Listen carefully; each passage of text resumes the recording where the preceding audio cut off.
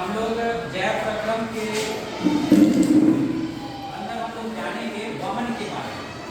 और वहन जो है जिसको हम लोग ट्रांसपोर्टेशन बोलते हैं, उसके अंदर हम लोग जानेंगे कि मानव में वहन कैसे होता है। ठीक है, तो अभी तक हम लोग जो जाने हैं कि श्वसन की जो प्रक्रिया है या पोषण की जो प्रक्रिया है, ये पोषण और फिर श्वसन होने के बाद जो भी प्रोडक्ट होते हैं वह सारे के सारे जो है वो कहाँ आते हैं, रक्त में आते हैं। अब रक्त जो है उसको क्या करता है, परिवहन करके हमारे शरीर के प्रत्येक कोशिका तक पहुंचाने का काम करता है। तो यहाँ हम लोग ये जानेंगे कि मानव में वहन जो है उसके कौन कौन से अवयव हैं। मानव में जो वहन होता है उसके मुख्य अवयव है वो है एक हृदय, दूसरा जो है वो है हमारा रक्त, और तीसरा जो पार्ट है वो है रक्त नलिका, जिसको हम लोग हार्ट, ब्लड और ब्लड वेसल्स हम लोग इंग्लिश में बोलते हैं। ठीक है, यहाँ पर पहला जो है हृदय, ये हृदय वास्तव में एक पंपिंग स्टेशन का काम करता है। ये जो है ये हार्ट जो है वो पंप करने का काम करता है। इसका मतलब ये हो गया कि जब तक रक्त जो है हमारे शरीर में पंप करके नहीं जाएगा तब तक जो है वो नहीं पहुंच पाएगा। इसके लिए पंपिंग स्टेशन का काम जो है वो हमारा कौन करता है, हृदय करता है। उसी तरह से हृदय अगर पंप कर रहा है तो पंप किसको करेगा, रक्त को करेगा, क्योंकि रक्त ही हमारे पूरे शरीर में क्या होता है, पूरे शरीर में रक्त ही दौड़ता है। इसीलिए ये रक्त जो है इसको पंप करेगा कौन, हृदय करेगा। और ये किसके माध्यम से करेगा, यानी कि रक्त जो है वो रक्त कैसे जाएगा, उसका वेग क्या होगा, उसका रास्ता क्या होगा, तो उसका रास्ता जो है वो है रक्त नलिका। इसका मतलब ये हो गया कि रक्त नलिका जो है, ब्लड वेसल्स जो है, इसके अंदर से रक्त जो है वो क्या होगा, पूरे शरीर में फैलेगा, पूरे शरीर में जाएगा। क्लियर है।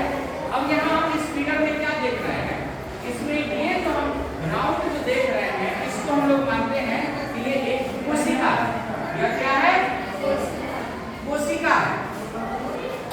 और ये कोशिका जो है, इस कोशिका के बारे में हम लोग पहले भी 9th क्लास में पढ़ चुके हैं कि जीवन की मूलभूत इकाई क्या होती है, कोशिका। कोशिका होती है। और इस मूलभूत इकाई के अंदर जो हम देख रहे हैं चारों तरफ से ये घिरा हुआ है कोशिका झिल्ली से, ठीक है ना।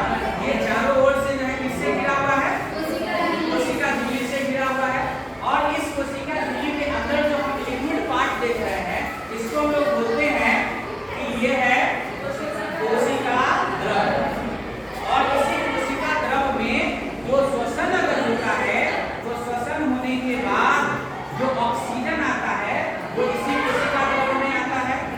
और पोषण की क्रिया में क्या होता है, भोजन, वह भोजन भी पचने के बाद, ठीक है, वो कहाँ आता है, वो भी रक्त के द्वारा जो है हमारे कोशिका द्रव तक पहुंचता है। लेकिन यहाँ तक आता कैसे है, इस कोशिका द्रव में ये पहुंचता कैसे है, तो पहुंचने के लिए ये जो कोशिका है इसका संपर्क होता है ब्लड वेसल्स से, यानी कि रक्त नलिका से इसका क्या होता है, संपर्क होता है।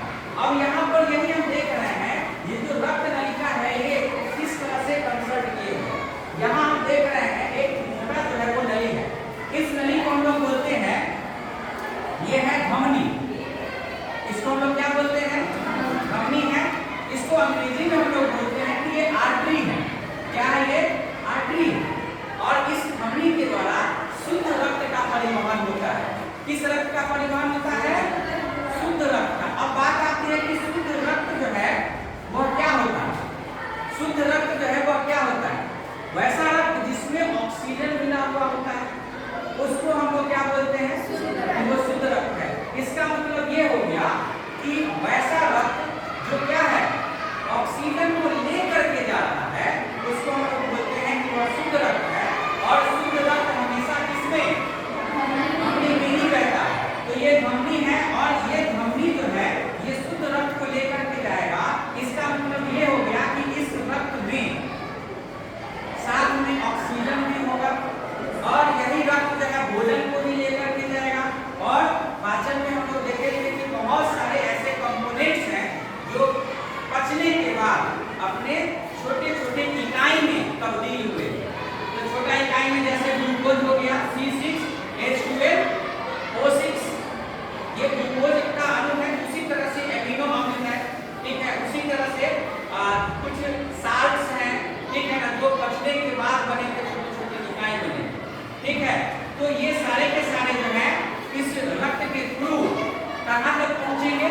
इस